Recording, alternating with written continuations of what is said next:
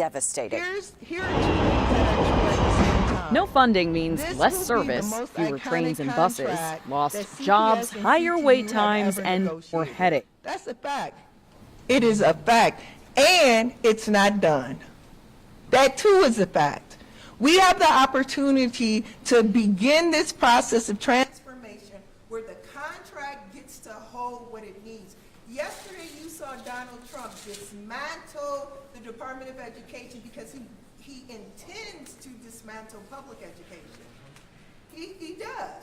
Project 2025 and Donald Trump have been very clear about that. But here's the thing about what has been happening in Chicago since 2012. It's been a place of resistance where teachers and paraprofessionals and clinicians, families, parents, students, and community leaders have gotten together and figured out how to not dismantle public education. Remember, Rahm Emanuel closed the greatest number of schools, public schools in the history of this country, not Donald Trump. And he did it here in Chicago. Our ability to maintain public schools in this city has been because our union has participated in a democracy with everyone else, right? And we've organized that. So if anyone in this country wants to know how you resist the tyranny of people who want to privatize, who want to close, who want to close off opportunity, they can come here to Chicago, because what we are doing here, and especially with our collective bargaining agreement, is making sure we build a force field around our school community. You see that with sanctuary schools. That particular thing that we bargained in 2019, that Lori Lightfoot at the time told us was ridiculous, by the way, enabled the staff and the faculty, the families and the community groups over on the South Side to protect people, right? It was a tool of resistance, a force field, if you will. That is what we've been doing here in Chicago. When Forrest Claypool completely dismantled the special education space, like Trump is about to do with IDEA law, what we did was begin to take those laws back, make them proposals in our contract so that we might help build a force field around our diverse learners and what they need so we can deliver it. And we don't have to wait on the judicial system. We can use our grievance process, not just for ourselves, but for our students as well. Stacey, can you put in context how important landing this deal is on your terms with the upcoming teachers contract? How much pressure are you feeling to land this deal with what you're fighting for with the election coming up in May? You talking about my election? Yes, I'm talking about the election. If I feel pressure? Let me tell you something. No, I just heard you. I just registered. I got you, Craig. You know what pressure is? I'm going to tell you what pressure is.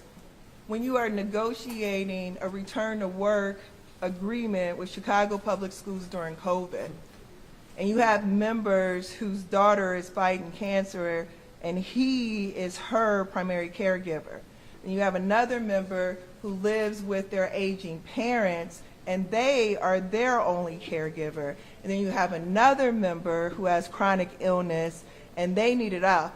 And then the people on the other side of the table, they ask, no, you ask me, and listen to, no, I'm gonna get there. For real, I'm gonna get there, because I'm gonna tell you what pressure is. Pressure is hearing CPS tell you to choose who gets the leave. Where's the baseline for that? That's pressure. Pressure is making sure that you put enough in to protect people, right? That was pressure. This is democracy. Thank you all. President Davis, can I ask you a question, please? I'm just curious if you've spoken to President Clinton about his decision to delay the budget vote, and considering there's not enough money to cover both the contract and the pension at this time. So here's the thing. I've been talking to everyone who would listen to me. That I thought that doing the budget vote, so I thought two ways about the budget vote. The first thing I thought is that it gives Pedro an opportunity and a deadline to get the contract done, because it's a real date, and typically you have the contract done so you have a real number two. So on one hand, I thought it was a good idea because it gives him a guardrail. We get some sort of direction. On the other hand, it was ridiculous because you do a budget amendment when you know what that number is supposed to be. And they don't know what that number is because we're not done yet, right? And we are the biggest contract. This would be something if it was like smaller, and it just isn't. We have a lot of members. We do a lot of work in the district. So those two things together, I was unable to reconcile. And I not only talked to the president about that, I talked to a number of school board members about that. And I did question, like, how are you going to do this? How are you going to do this? Look, here's the thing that's being conflated in this discussion that I think people need to be a bit more transparent and authentic about. The Chicago Public Schools has always had and will continue to have a structural deficit. That's not new to this discussion, so quit acting like it is. The second thing is that even with the structural deficit it has had since forever, it has figured out how to land a contract, because I've been here for the 12, the 16, and the 19. That's the other thing. And it has figured out how to pay its pension. All of those things are true. What is also true is that there are pathways under which both things can be done, because, by the way, our lowest wage earners in our union, they are represented through the MEABF, right? So this isn't throwaway at all, to be perfectly honest with you. So these things have to be done. How do they get done? Well, the entanglements conversation was started in Springfield. You can even go back to Senate President Don Harmon and ask him specifically about it, because it was one of the things that his chamber took up in great detail. Now, could the mayor and Pedro have had that conversation first? Like, how are we going to disentangle the city from the school district and create a priority list that would forecast a budget that would make sense? And build expectation both with the district and the city? Yeah, but what man plans ahead? So they didn't. But that's the conversation. I get the politics and the this and that. Pedro did not give this city a budget that made sense. We knew that.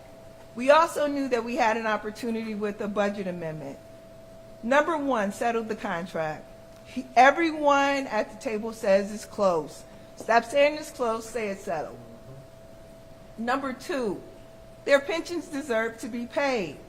And there are other entanglements that this too will impact. So instead of threatening each other with what one won't do if this one won't do it, from the city council to the CPS, how about figure out a plan to disentangle the district? I bet a financial institution would even look better on something that projects out what needs to be done.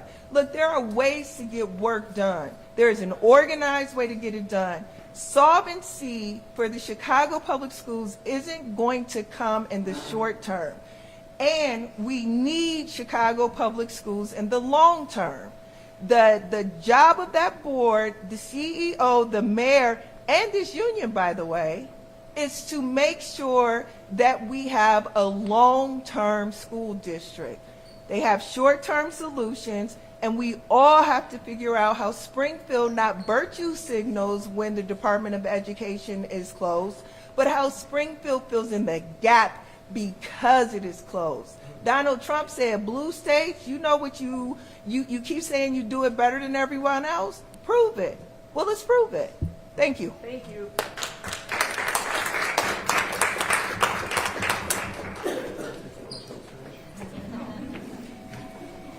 CPS is doing something outside. Yep. I was like waiting outside.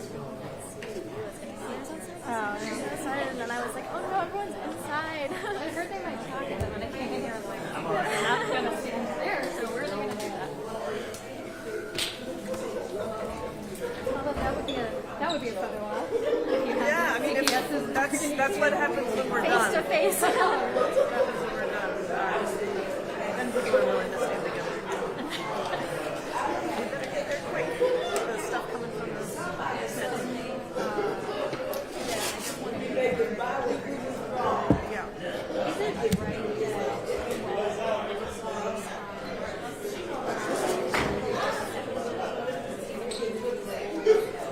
yeah.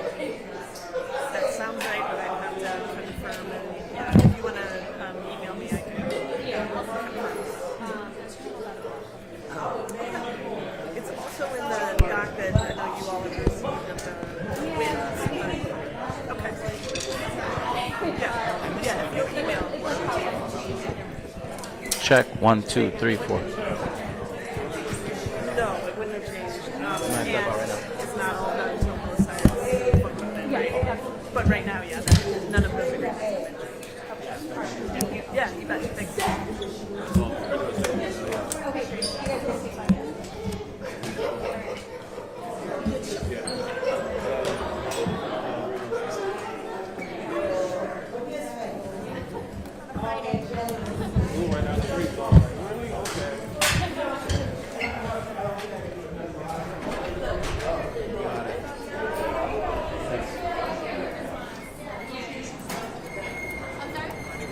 Yes, we are. And we'll make a statement right now.